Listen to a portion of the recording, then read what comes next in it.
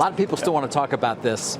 Oh yeah, everywhere I go. Because it's so interesting on so many levels. Well, I think one key element of this is that Bezos is the first of this generation of founding high-tech billionaires with either very large stakes of stock or in many cases voting control of the company to get a divorce. And when you look at the average age there, this is not going to be the last. This is kind of prime, I don't want to use a cliche midlife crisis, but this is prime divorce territory. And given that the divorce rate in California alone is about 60%, we're probably going to have half or more of these people getting divorces at some point. And they're almost every IPO out there of a successful unicorn has involved either a big chunk of stock or voting control with these super shares.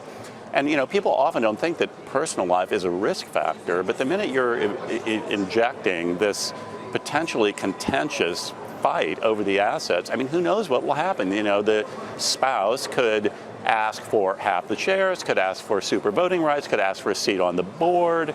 This could radically change expectations. Well, I was going to ask you, is the risk from the divorcee asking for some control, or is it more of a function of how much she might or he might sell over time? Where does the risk come from? Well, it's both of those. I mean, if you get somebody taking half the stock and flooding it on the open market, that's a potential issue. Or worse, potentially selling it to a hostile investor, somebody who wants to effect change is going to be demanding seats on the board.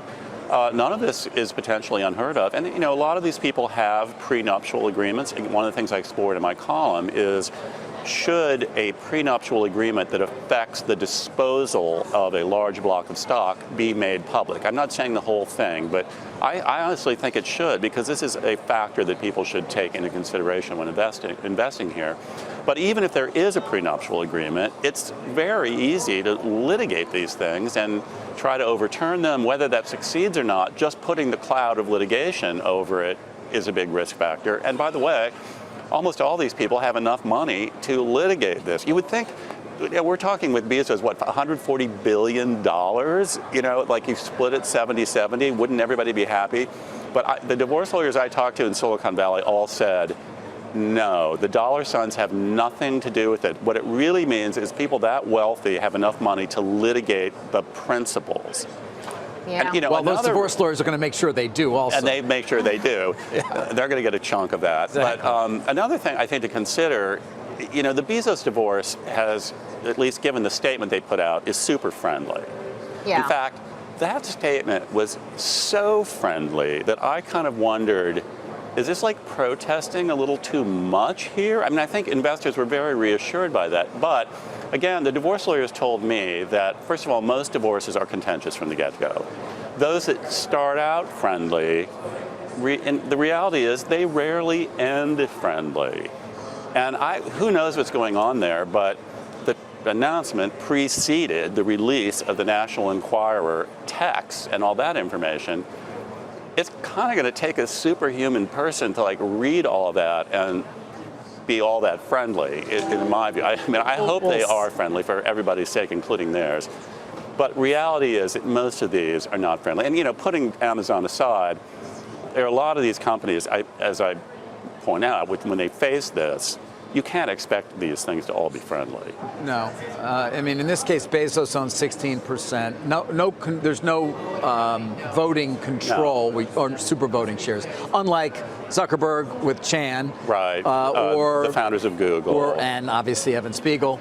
Or there was a very one of the Google guys did get divorced though along the way, didn't he? Didn't Sergey or Larry? Maybe I'm wrong, but I thought one of them already had or split. Eric Schmidt got divorced. Yeah, that I know. Yeah. But there was a very interesting case involving Mark Pincus and his wife. He was the founder of Zynga. Yes. He did have super voting shares. In the course of the divorce, he changed all the super voting shares to ordinary shares. Now, he's maintained that had nothing to do with the divorce. It was more that he was pulling back. Whether it did or did not have anything to do with the divorce, that was probably good for shareholders. That, I mean, by and large, public shareholders don't like super voting control. I mean, they're willing to put up with it. That's why I think if they did have to disclose this and they could reassure people that there's going to be an orderly transfer of these things, it would give the shares a boost. It would give some confidence to people who, might be worrying about the super voting control issue. Yeah, Elaine Wynn ended up actually, and Wynn being the shareholder, Steve's out.